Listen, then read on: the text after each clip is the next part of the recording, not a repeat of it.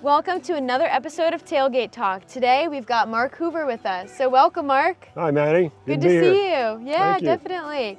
So tell us a little bit how you started metal detecting.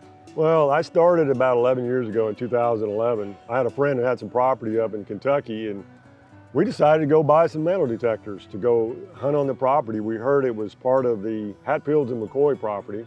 So I said, there's got to be some good stuff out there. So we went and I bought a Garrett AT Pro.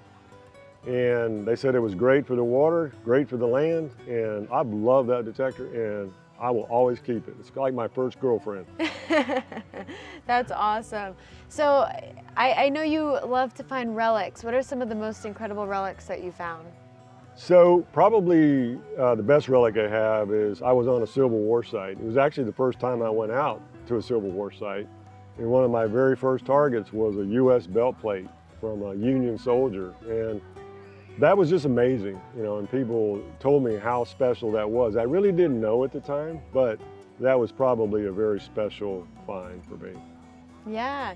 Is there any other find that's really stood out to you or is really memorable? Well, I have a lot of them, but the one that I thought was pretty cool also was I was in Idaho at a old gold mining ghost camp. It's kind of like a area where they used to gold mine, and it burned down in 1935.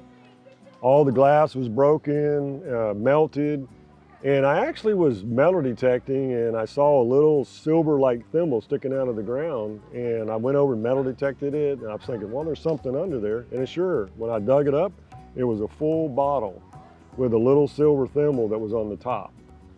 And so we did the research and found out it was a hair tonic bottle out of the barber shop from 1900. That's pretty cool. Yeah, that's awesome. It's always interesting to find something that has that history behind it or can bring you back to the original place that you're detecting. So you mentioned that you were looking at a gold mine, and I know that you do a little bit of gold prospecting as well. So tell us a little bit how you got into that, and you've tested our axioms. So tell us your experience. Well, I'm not really a gold prospector. I'm from Florida, so we do a lot of beach hunting, and the gold we find is like rings and things like that on the beach, jewelry.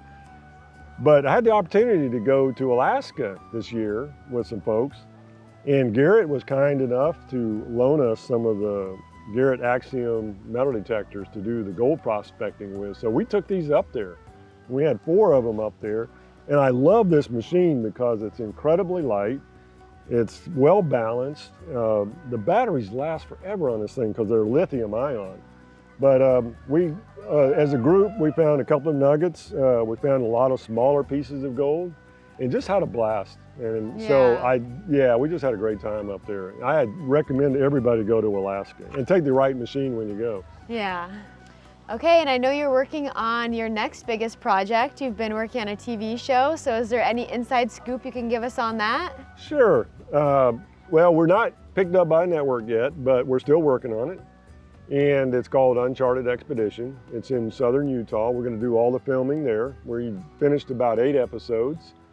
And the founder of Uncharted Expedition, Tim Draper, brought together a group of people with different expertise.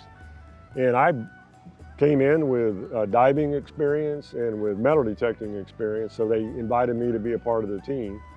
And we explore mines, we do areas of old historical areas, metal detecting there. And we know that the Spanish were there back in the 16 and 1700s doing gold and silver mining. Yeah. And we believe that after they left, that probably some of that silver bars were actually hidden there for them to come back, but they never came back. So we're looking for them. Yeah. And it's been a lot of fun. We've enjoyed that. And the first episode is supposed to air around November 25th, but we'll talk more about that. But it's been a lot of fun. That's awesome. Yeah. So where can we keep up with you besides, hopefully watching your show on TV? Where is there a club or social media that we could follow you on? Yeah, so I started a Facebook group called Adventures in History. And you can see the red, white, and blue for America. I got 13 stars on here. So We have a Facebook group there. A lot of people come and share their finds. They share their stories, historical adventures, things like that. So right there on Facebook, Adventures in History, you can find us. That's great. Well, thank you so much, Marc, for joining us today, and we'll see you next time on Tailgate Talk. My pleasure.